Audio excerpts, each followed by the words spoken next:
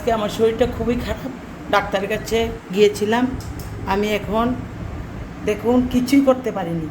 এই দেখুন আলু সিদ্ধ করে নিয়েছিলাম, আর পেঁয়াজগুলো কেটে নিয়েছি, আর কয়েকটা শুকনো দেখুন লঙ্কা বেজে নিয়েছিলাম। এটাকে দিয়ে আমি আজকে ভর্তা করে নেব, আলু ভর্তা। দেখুন এর মধ্যে আমি একটু পেঁয়াজ দেখুন একটু লবণ দিয়ে দেবো, মরিচগুলো একটু ভেঙে নেব, আর পেঁয়াজগুলো দিয়ে দেব, আর একটু তেল দিয়ে দেবো চুপ করে।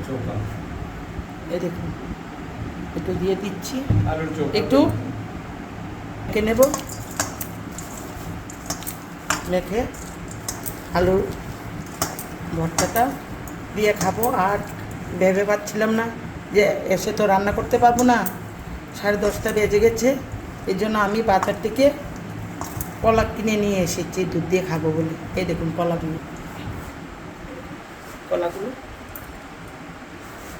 কলাগুলো অনেক মোটা মোটা বড় বড়। দেখুন কলাগুলো অনেক বড় বড়।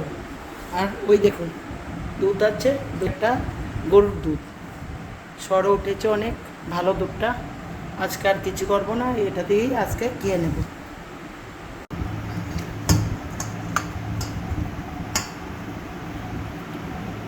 ভর্তাটা কমপ্লিট হয়ে গেছে।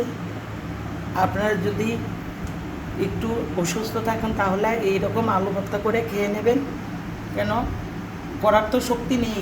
আমার তো শরীরে জ্বর, সর্দি, কাশি সব হয়েছে, কথাগুলো বলতে পারছি না।